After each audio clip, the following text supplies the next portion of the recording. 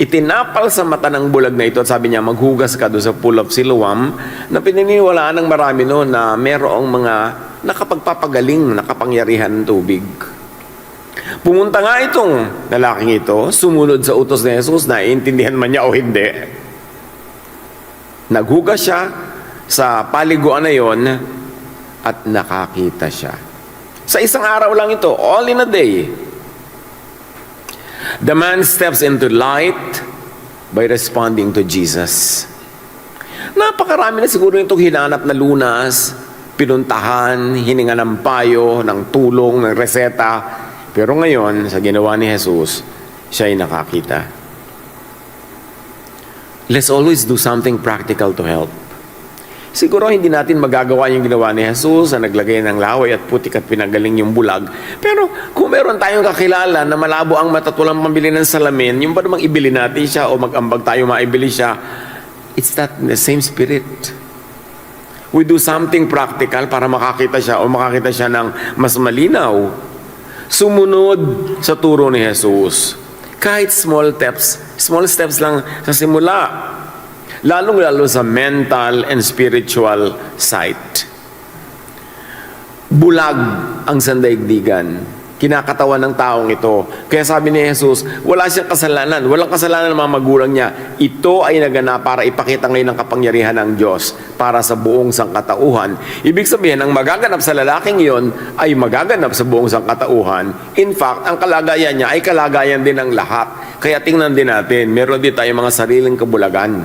Maaaring hindi physical, pero mental, intellectual, spiritual, emotional. May mga blind spots tayong lahat. At sa pakikinig kay Jesus, kahit sa kapraso ang turo, unti-unting pagsunod, kahit hindi sa malalaking bagay, lumalapit tayo sa pool of Siloam para mahugasan at para lalong luminaw ang ating paningin kung may paningin na nga tayo. At kung totally bulag, spiritually, intellectually, ay para mabuksan ang ating isip. Ang mga katuroan ni Jesus ay tinatawag na light, liwanag, light of the world. Alam niyo yung liwanag, bigyan niyo lang ng konting puwang para pumasok sa isang madilim na kwarto. Nagliliwanag na yun. Step into higher spiritual light by responding to Jesus' first awakening light. Dahil sa kadiliman talaga ang isip ng mundo, si Jesus na ang may sabi nun. Papasukin kahit sa kaprasong siwang lang ang liwanag ni Jesus. At ito'y magiging panimula lamang ng progressive and increasingly more powerful enlightenment. Pero kung meron palang konting ideya na pero kontra na sa dati nating nakasanayang marinig, kontra sa ating common sense, itatanggihan na natin agad, galing kay Jesus, paano tayo magkakaroon ng liwanag?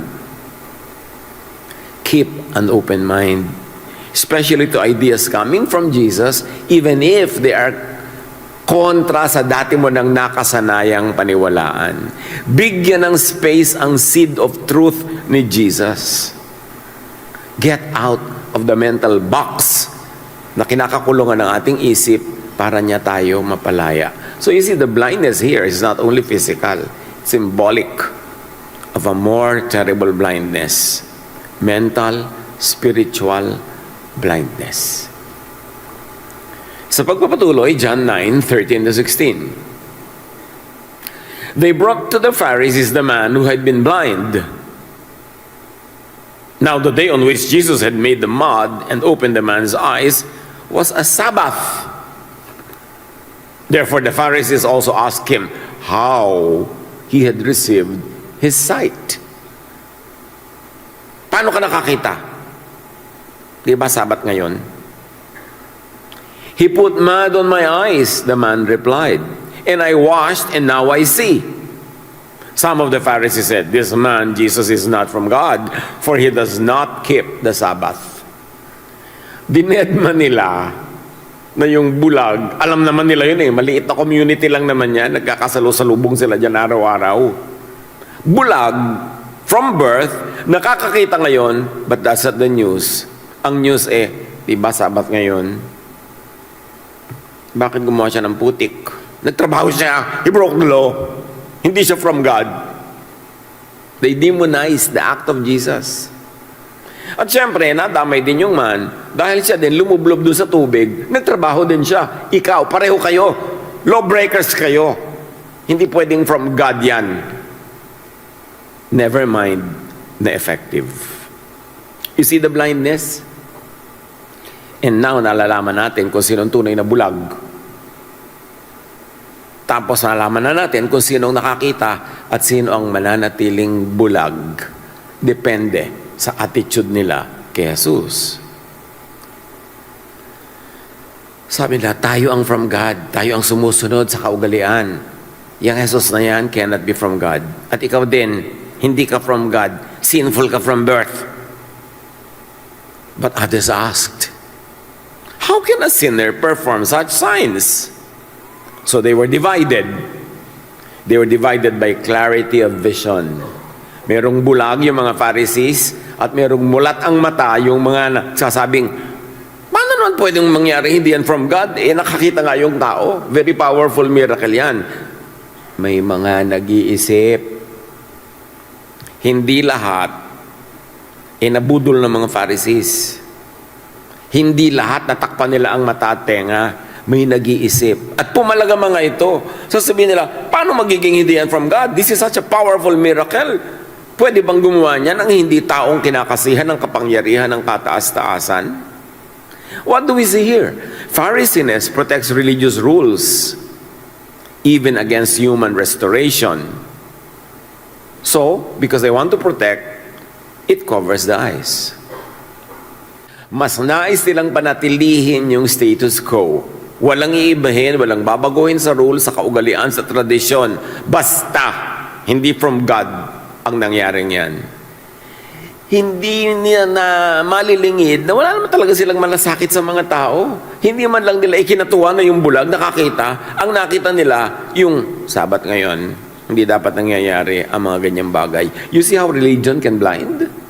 How religiosity can blind people and take away reason? Now, the healed person becomes secondary. Hindi siya ang primary story. Secondary na lang siya. The healer gets demonized and the very work of God becomes suspect. There, and this is a crisis of interpretation. A closed framework resists reality because and when that reality threatens control. The Pharisees, the teachers of the law, the priests, the religious leaders had complete control over society, over the nation, over individuals, communities, and families. Now suddenly makakalog yung control na yon because Jesus heals on a Sabbath. What does it mean? Na pwede naman pala. Hindi kailangan pagpakamatayan ng pagsunod dyan. In fact, sinadya pa nga ni Jesus sa Sabat ang marami niyang miracles para lalong mapag-usapan na pwede. Ang nagbabawal lang sa inyo niyan ay yung mga Pharisees na yan. Hindi naman talaga ang Diyos sa langit dahil ang Diyos sa langit ay nagpapagaling kahit Sabat, especially sa Sabat. Jesusness prioritizes life over system. Mas mahalaga kay Jesus, mas mahalaga sa Jesusness ang kapakanan ng tao, hindi yung technical obedience to tradition. Kaya nga, sabi niya, that it's not from God. Tulad din nung sinabihan si Peter ng voice from heaven, kumain ka, yung mga bumababa na yan, ng mga hayop galing sa taas. So, hindi po ako pwedeng kumain ng unclean thing. At sumagot ang Diyos, do not call anything impure that God has made clean. Ako na nga nagsasabi, kainin mo, magkangatuwiran ka pa dyan, hindi po ako pwedeng kumain ng unclean. Ano palagay mo sa akin? Pinapakain kita ng unclean? Ano pong ibig niyo sabihin? Hindi talaga to unclean? Yun nga. Kaya ako nga ipinapakain sa'yo. Paano po yung sabi ng mga Pharisees na unclean to? Di mamili ka kung kanino ka makikinig, sa Pharisees o sa akin. When religious rules conflict with healing a person, people of God choose restoration. Ano man yun, kung makakapagpanumbalik ng sigla, lakas, kalusugan, dangal ng tao, yun ang piliin. hindi technical religiosity. Consider the facts on the ground. Gumaling na nga iko-contest mo pa. On grounds of technicality, Sabbath ngayon. In the story, evidence is ignored when it challenged position carved in stone. Siyempre, nakataga sa bato yung kanilang mga tradisyon Hindi pwedeng ibahin. Nakasulat yan sa bato, nakauka sa bato, walang papalitan. Kaya noong pa man, ina-address na to ng kataas-taasan. Sabi niya sa Ezekiel 36:26, ang titigas ng puso nyo, ang titigas ng mga paninindigan ninyo, I will give you a new heart and put a new spirit in you. I will remove from you your heart of stone and give you a heart of flesh. Galing mismo sa bibig ng Diyos, inusal ng propeta, gagawin ko ang puso niyong malambot, mabuti, mabait, papalitan ng pusong pinatigas ng mga panindigang itinaga sa bato. Bibigyan kayo ng bagong puso at kaisipan, ng katuruan, ng bagong teacher, para makita nyo kung ano ang tunay na nanggagaling sa kataas-taasan. Kaya sabi ng Hebrews 1:1-2, in the past, God spoke to our ancestors through the prophets at many times and in various ways. But in these last days, He has spoken to us by His Son. Sabi nung araw, mga nadidinig natin, anas-anas, bulong-bulong, kapra-kapraso, puta-putake, galing sa mga kung sino-sino. Pero ngayong last days, meaning last days of mental darkness, last days of katigasan ng puso, last days of pagmamatigas ng pusong bato, diretso na tayong kinausap ng Ama through His Son. Anong ibig sabihin nun? Gawing batayan, gawing final authority si Jesus. As if kailangan pang i-memorize yan. Pag may katuruan, ang mga kung sino-sino na kontra sa katuruan ni Jesus, alam nga naman yung kung sino-sino sundin mo. Pag sinasabi ng mga Pharisees na Sabat ngayon, hindi pwede. Pero nagpagaling si Jesus, alam nga naman doon ka sa mga Pharisees makinig. Pero hanggang ngayon, nangyayari pa yung pagdadalawang loob ng mga tao. Pagka ang mga narinig nilang katuruan ni Jesus, kahit directly quoted from the Gospels, from Jesus, nagdadalawang loob pa rin sila kung sino susundin, kung ito ay salungat sa mga nakasanayan nilang sundin. So this story of the blind man is also our story. Tayo din yung bulag at tayo din yung pwedeng magkaroon ng sight. Although pwede rin tayong maging Pharisee, manatiling bulag dahil ipagpipilitan natin ang kaugalian at nakasanayan. Jesus is the image of the invisible God, sabi ng Colossians 1:15. Yung kataas-taasan, invisible, naging visible through Jesus. So huwag na tayong manghula kung ano ang kanyang kabuuan, ano ang kanyang katangian, kasi ipinakita ng lahat ni Jesus sa kanyang gawa, sa kanyang salita, sa kanyang mga katuruan. Not someone else, not anyone else ang image ng Diyos, kundi si Jesus. The Son is the radiance of God's glory in the exact representation of His being. Hebrews 1:3. God's final and clearest self-disclosure is Jesus. Kaya obviously, kay Jesus sumunod. Turo ni Jesus ang pakinggan at turo ni Jesus ang ituro sa iba. A closed religious system becomes blind to what is new. In fact, allergic yung closed religious system sa anything new. Kasi baka maiba yung power structure, mawala ng kapangyarihan at impluensya, yung mga nag-e-enjoy ng power. Pero lahat ng kay Jesus ay new. New Testament, New Covenant, New Command, Love, puro new. Everything is new in Jesus, kung saan allergic yung mga mahilig sa old. A closed religious system resists truth when truth challenges control. Kasi ang Pharisaic religiosity, yan ang number one lagnat, control. Dapat controlled ang isip mo, controlled ang gawa mo, ang kilos mo, ang buhay mo.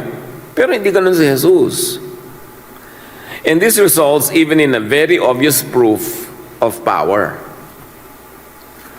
So a closed religious system preserves itself even against solid, practical evidence, even scriptural evidence. Kaya nga kahit may katuruan si Jesus sa Gospels, ipagpipilitin pa rin nilang iba yung mga ibang katuruan na kung saan-saan galing. Siyempre, kung agree naman sa turo ni Jesus, edi good, go. Pero kung salungat, alam na natin na dapat i-Jesus filter yan. Dapat ang manaig ay yung katuruan ni Jesus.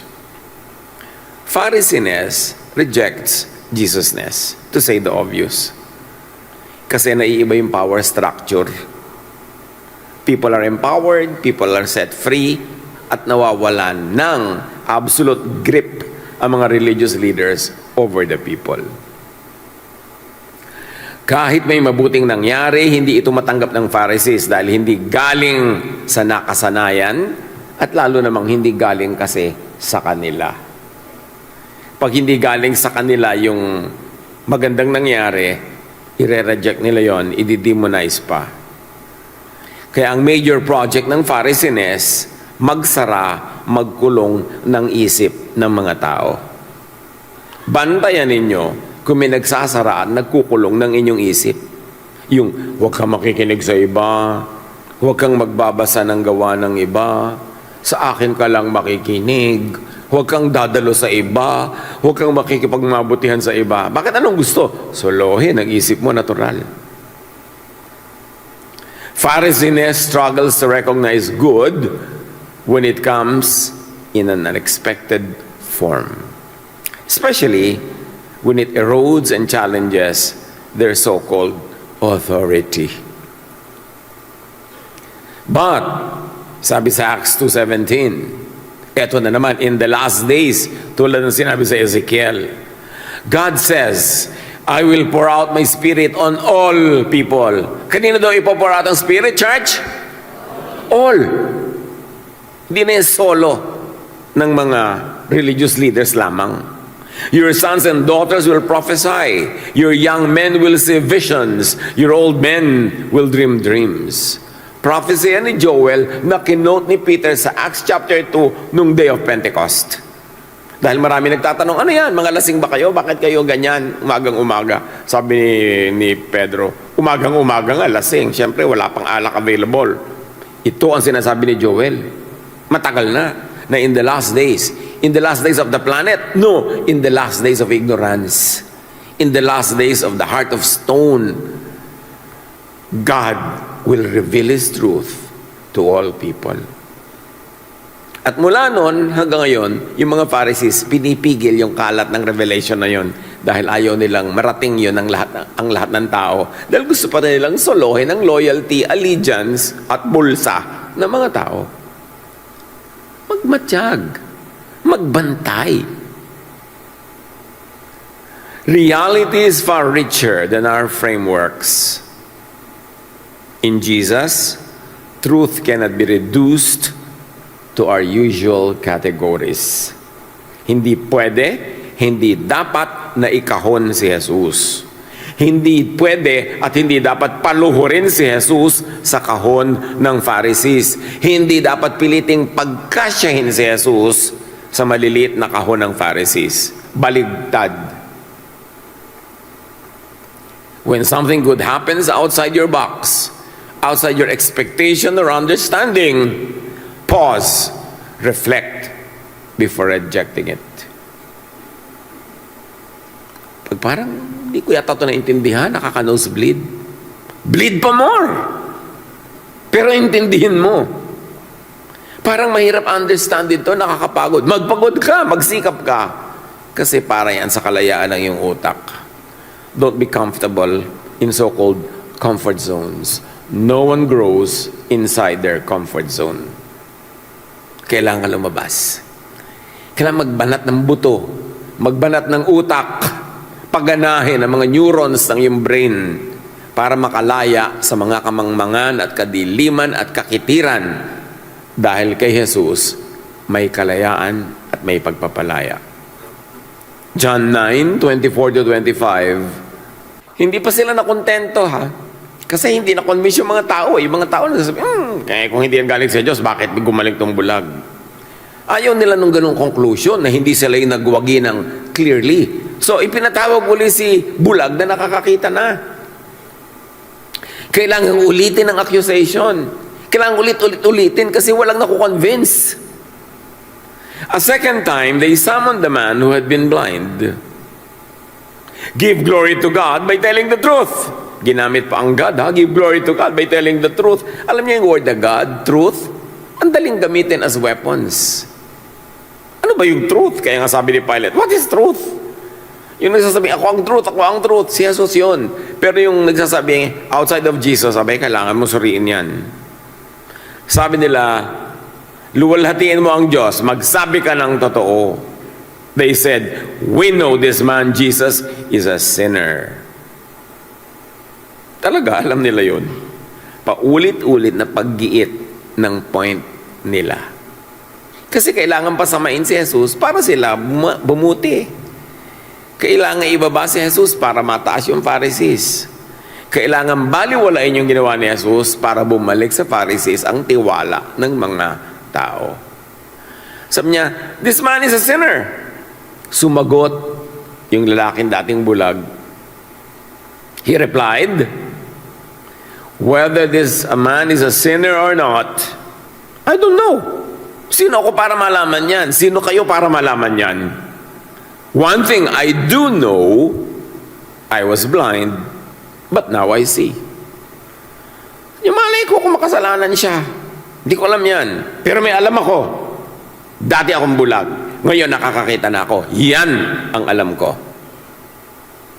They were pressing the witness to agree with an already fixed judgment that Jesus is a sinner, that act came from the devil, not from the God in heaven.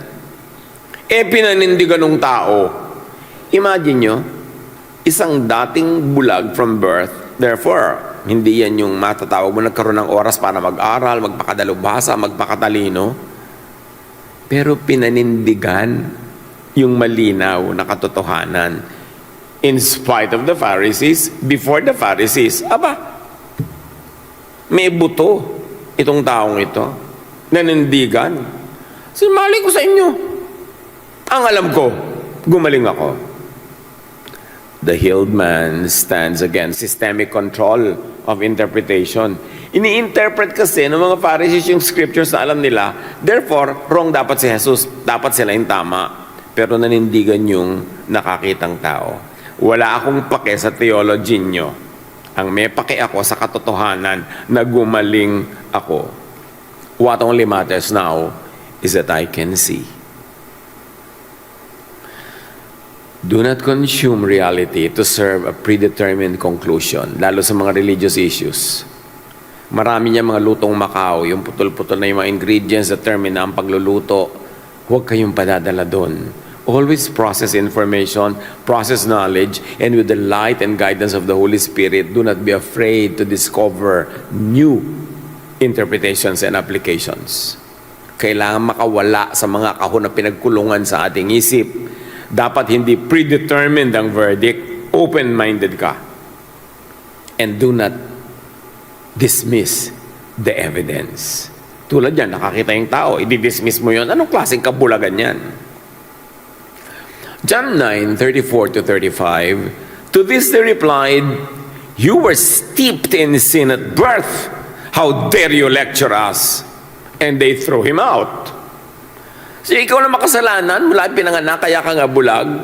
How dare you? Tuturuan mo kami itong may mga PhD, kami itong mga expert, kami itong may mga titles before our name, mga initials na maraming-marami, isa ka lang bulag dyan? How dare you? At itiniwalag siya. Yun na ang last line of defense and offense. Itiwalag ka. Because they were gatekeepers of religion. Pag pinasali nila, sali. Pag pinuwera nila, puwera. Kaya yung mga takot na takot, mapuwera at masipa, baw na lang ng baw, yuko na lang ng yuko, kahit sa baluktot. So, pinahiya nila yung tao at tapos pinalayas. Ipinilit na closing statement, bulag ka kasi, sinful ka kasi at birth. parang walang nangyaring phenomenal miracle. It's just brushed away, brushed aside. Binaliwala ang solid evidence. Basta sinful ka, demonic si Jesus, kami pa rin ang from God. Period. End of conversation. Tiwalag. A sense of being right can become permission to belittle. Hindi unusual to see self-righteous people ignore, belittle, disrespect, and even mangbastos ng kapwa. Na sa ngalan ng Diyos, sa ngalan ng kanilang righteousness, sa ngalan ng kanilang title, nagiging magaspang. Kung misan pa nga ay malupit sa kapwa. The license of religion to trample on other people's dignity. Kitang-kita dito sa kwento at patuloy na nakikita yan sa maraming kwentong patuloy na nagaganap. Buksan ang mata. Religion becomes a weapon to humiliate instead of a way to restore. Observe, magmatyag. Do not be a victim of this Pharisiness. Pag ang pagiging tama o guni-guni ng pagiging tama ay nauwi sa paglait at pagsipa, may mali na. Alam mo yon. Every single cell in your body will tell you. Every neuron in your brain will tell you, may mali dito. Kahit ano pang religious title nito, kahit ano pang grupo ito, pero meron ng pagyurak sa kapwa, pagsipa, may mali na dito. Hindi na ito from Jesus. Napaka-importante to listen to that small voice of Jesus. The conscience that comes from Jesusness. Sabi ni Jesus sa Matthew 6:23, "But if your eyes are unhealthy, your whole body will be full of darkness." Pag ang paningin mo, pananaw mo, paniniwala mo at paninindigan ay may karamdaman, yung buong pagkatao mo ay mababalot ng dilim. If then the light within you is darkness, how great is that darkness? Kung ang liwanag mo ay dilim, grabe naman kadiliman yung nangyayari sa iyo. Have an eye check-up sa Jesus Optometry and Ophthalmology Clinic. Siyasatin mo ang iyong paniniwala, paninindigan, ipasiyasat kay Jesus. Lord Jesus, ano po itong pinapaniwalaan ko na to? Sa inyo ba ito galing or not? Itong behavior ko na to, itong attitude ko na to, itong aming practice, tradisyon na ito, sa inyo ba to? Sa Pharisees, suriin niyo po ako. Dapat nagpapasuri. Huwag matigas ang ulo. Let Jesus change our heart of stone into a heart of flesh. So do not use your truth to humiliate. Hindi ko sa palagay mo, hawak mo yung truth at truthful ka, ay may lisensya ka na manglait, mangyurak ng kapwa. Jesus respects people. Kahit ano pang kalagayan nila, kahit saan sila galing. At yun ang model natin. John 9:35, nabalitaan ni Jesus yung nangyari na itinuwalag, sinipa yung tao. Hindi ka na pwede umatin sa sinagog. Hindi ka na pwede umatin dito. Alis ka na. Bakit po? Nakakita ka eh. Kasi pinagpipilitan mong hindi makasalanan si Jesus. Puwera ka na. Jesus heard that they had thrown him out. And when he found him, when Jesus found the man, he said, "Do you believe in the Son of Man?" "Lord, I believe." And he worshipped him. Jesus said, "For judgment I have come into this world, so that the blind will see, and those who see will become blind." Remember, sabi ni Jesus, ito'y naganap, hindi dahil makasalanan siya o makasalanan ng magulang niya, ito'y naganap para makita niyo ang gawain ng Diyos. At anong ginawa ni Jesus doon? He judged the work of the Pharisees, he exposed their blindness, and he exposed their mistake in considering all illnesses as coming from one's sinfulness. A man thought to be under judgment becomes the site of God's work. Siya ang naging workshop ng gawain ng Panginoon. Siya ang naging exhibit A ng kabutihan ng Panginoon. Those thought to be guardians of truth are exposed was blind. Judgment here, as Jesus says it, seems to mean revelation. It reveals who wants truth and who wants only control. Nalinaw, nagkalinawan kung sino ang sino. The presence of Jesus discloses who receives light and who resists it. Siguro gumagalaw yung mga guni-guni, naghahanap ng mga application sa mga katotohanan ito sa ating pang-araw-araw na buhay. Go ahead. Pinag-aaralan natin ito talaga para ihambing ang kalagayan natin ngayon. Suriin ang mga nagaganap sa ating buhay, pati ang sarili natin pag-iisip, at dalhin ito sa Jesus filter. Makita, maunawa ang tunay na turo ni Jesus, at yun ang ipamuhay. At sa pagpapatuloy, John 8:12, Jesus said, I am the light of the world. Whoever follows me will never walk in darkness, but will have the light of life. Pag walang liwanag, mali ang tingin. Pag mali ang tingin, mali rin ang lakad. Si Jesus ang liwanag. Dahil sa Kanya, lumilinaw ang nakikita, ang nauunawa, at ang dapat gawin. At kung saan pupunta, at kung paano pupunta ron, paano lalakad. Jesus is the light by which all reality, truth, life, and the way of God become visible. Namnamin niyo kahulugan nito, mga kapatid. Siya talaga ang nagpapaliwanag ng lahat. Hindi lang ng theology, pati kung paano ka magigisa, paano ka maliligo, paano ka makikitungo sa kapwa. Yung buong buhay, naliliwanagan ni Jesus. Siya ang pamantayan. At isa lang naman ang overriding rule niya sa lahat ng yan, love. Paano naman po ako mag-a-apply ng love sa paliligo? Abi, huwag mo nang ubusin ng tubig kung isa't timbalang yan. Love your kasunod pang maliligo, itinira mo na lang isang tabo. Meron kinalaman sa paliligo. Sa pagsisipilyo, piniga mo na yung buong toothpaste, wala nang natira doon sa susunod. Diba? So may love pa rin doon. Lahat. Kaya si Jesus ang liwanag ng buong sandaigdigan, maging ng ating isipan at puso. At ang pagpapaliwanag doon is His only command, love. Tulad nun, nasan yung love ng Pharisees? Nakakita na nga yung tao, nilait pa at isinipa. Nasan yung love? Hindi mahirap malaman kung alin dyan ang Jesusness, alin dyan ang Pharisees. At sabi niya, whoever follows me will never walk in darkness. And we must be careful here. Darkness is not always obvious evil.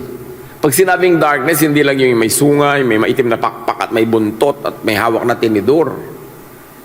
Sometimes, darkness wears the clothes of certainty. Yung sure, na sure, na sure. Madalas yun ang darkness.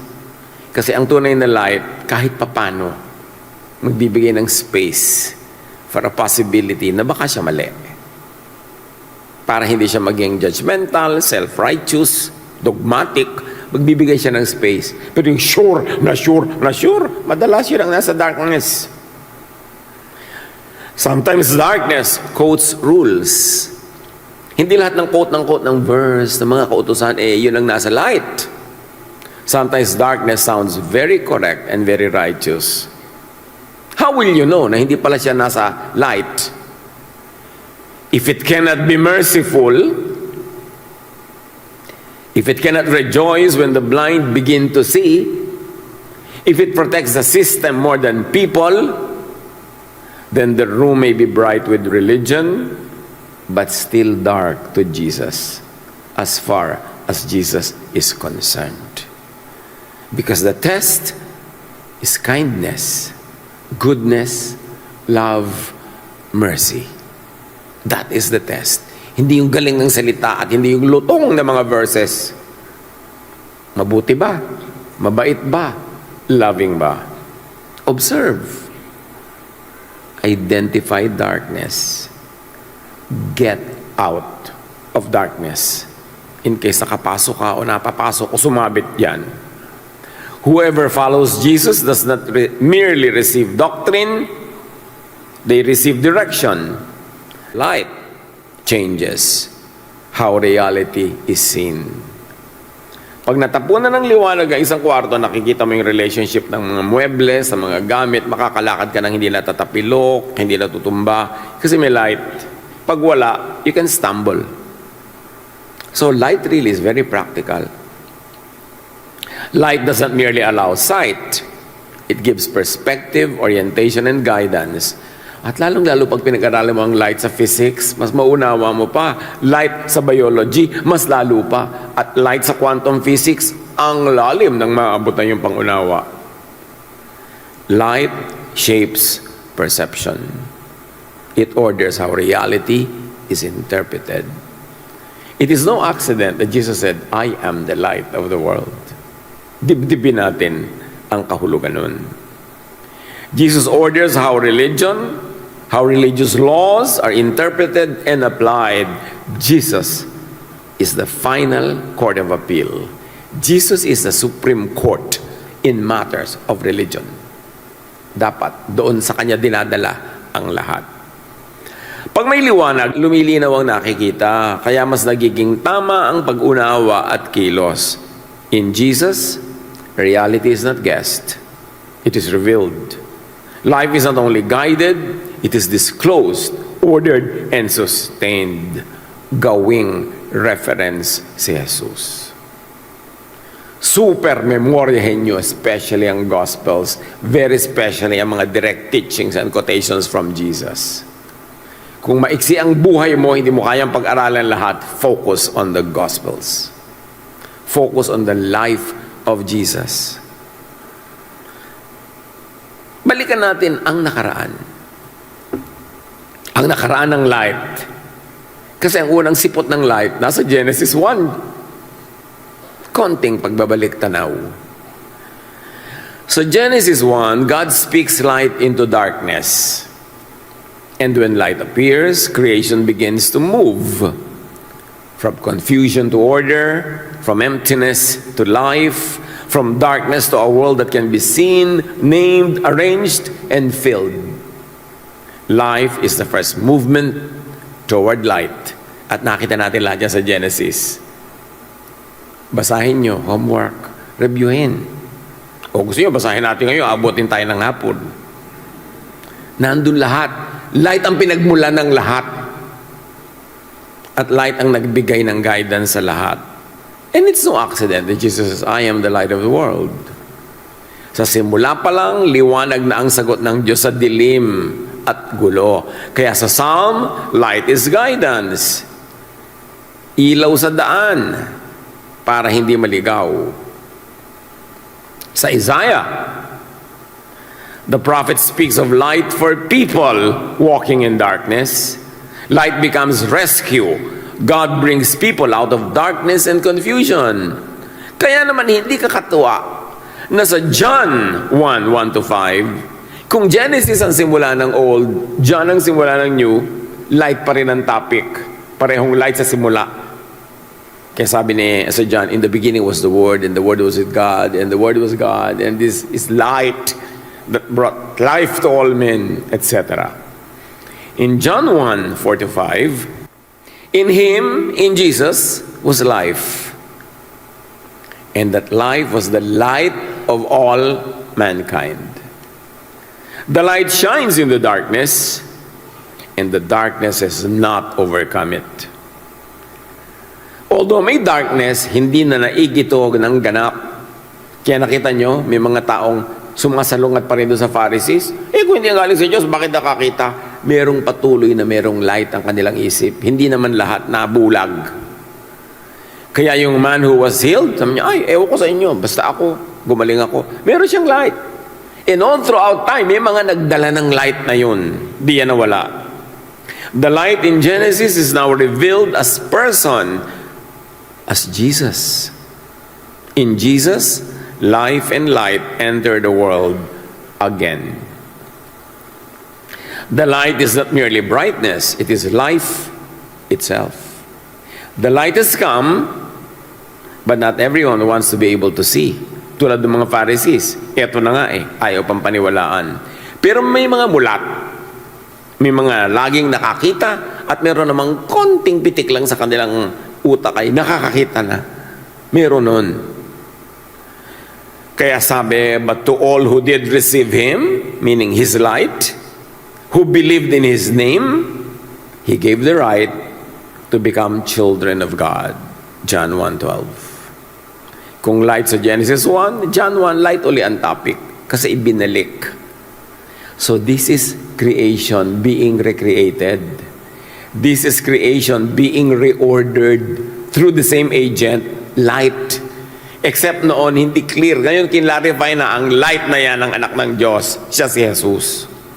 God calls His people out of darkness into His wonderful light. Sabi ng 1 Peter 2:9. So out of darkness, kinukuha ka, binubunot ka ni Jesus. Kung sasama ka, nasa sayo yan. Nasa dilim kasi ang mundo. Jesus does not merely brighten the darkness, He calls people out of it. What is the darkness that Jesus is calling you out from? Makinig. Huwag maglublob sa darkness kung iniaahon ka na nga ni Jesus. Hinahango na nga tayo, tinatawag tayo, susunod na lang tayo, binuksan na niya yung daan. In our story, the one who first spoke light at the beginning, in Genesis, now stands before a blind man, a picture, a microcosm of humanity needing restoration. Imagine, Genesis, tinapunan ng liwanag ang kadiliman. Tapos sa John 1, ang liwanag na yun pala ay ang anak ng Diyos. At ngayon sa kwento, yung bulag, ang kaharap niya ay si Jesus, ang anak ng Diyos. Ang liwanag ng Genesis, ang liwanag ng John 1, yun ang light of the world. Imagine, kaharap niya. At siya naman, kinatawan ng buong sangkatauhan na bulag. Ang nangyari sa kanya ay clue ng pwedeng mangyari sa lahat ng makikinig. Yung lalagyan ni Jesus ng putik, laway niya at putik yung mata. Lalagyan ka na nga sa, ay kadiri, huwag kang palagay. Manatili kang bulag. Yung nilagyan ng putik ka, sabi, magpahugas ka doon sa pool, sumunod naman. Anong kailangan nating ministration ni Jesus? At anong kailangan pagsunod natin para matanggal ang mga kabulagan natin? Nakita niyo si Paul, nung kanyang susugurin ng mga maniniwala kay Jesus, siya'y pinigil at siya'y nabulag. And after 3 days, pinapunta sa kanya si Ananias, sabi, mag-minister ka kay Paul, gusto ko yang maggamit sa aking gawain. At as soon as Ananias, o siya nga ba yun, check the name, as soon as he ministered to Paul, naglaglagan ng para mga kaliskis na nakadikit sa kanyang mata. At ano rin unang nangyari sa kanya? Nakakita rin. Nakita niyo the metaphor of blindness, the metaphor of light? Because when Paul was going to attack the people of God, na-blind siya ng light at nahulog siya sa kabayo. Light na naman. And Jesus said, I am the light of the world. At may nagsabi siya, Paul, Paul, or Saul, Saul, why are you persecuting my people? Sabi ni Saul, who are you, Lord? I am Jesus. Siya yung light. And this same light, nakaharap nung bulag na yon, kaharap din natin ngayon. Can you imagine the drama? The power of this scene that is not only about the blind man but also about all of us. Kaya sabi ni Jesus, hindi dahil sa kasalanan ng magulang, hindi dahil sa kasalanan niya, naganap ito dahil makikita sa gawain na ito ngayon, sa gagawin ko, ang kalagayan ng buong mundo. The world will see the grace of the Father in heaven. And the Father will deliver you from your darkness. This healing that happened to the man is creation happening again. Dahil nag-fall. This healing is recreation, restoration of all of us, willing to be restored. Something broken, not only in one man, but in the whole of humanity, is being made right there and then. This event is cosmic. therefore telescopic. It is also molecular, therefore microscopic. Infinite. Tumaas ka at bumaba, lumaki ka at lumiit. Yun ang gawain ng light of the world. This happened so that the works of God for all humanity might be displayed in Him, sabi ni Jesus. Hindi lang ito isolated kwento ng isang taong pinagaling. This healing is a preview of a larger, universal restoration. Darkness is being removed, sight is being restored, and life is being reordered. Make it universal, make it global by beginning in you. At pag naganap sa bawat isa sa atin, ang buong planeta ay maliliwanagan sa pamamagitan nating naliwanagan na. Dapat sumali ang lahat sa work na ito ng kataas-taasan. In Matthew 11:2-5, John asked if Jesus was the expected one. Sabi ni John, pumunta kayo kay Jesus, itanong niyo kung siya na yung inaabangan natin. Jesus answered by pointing to restored lives. The blind see, the lame walk, the sick are cleansed, the deaf hear, the dead are raised,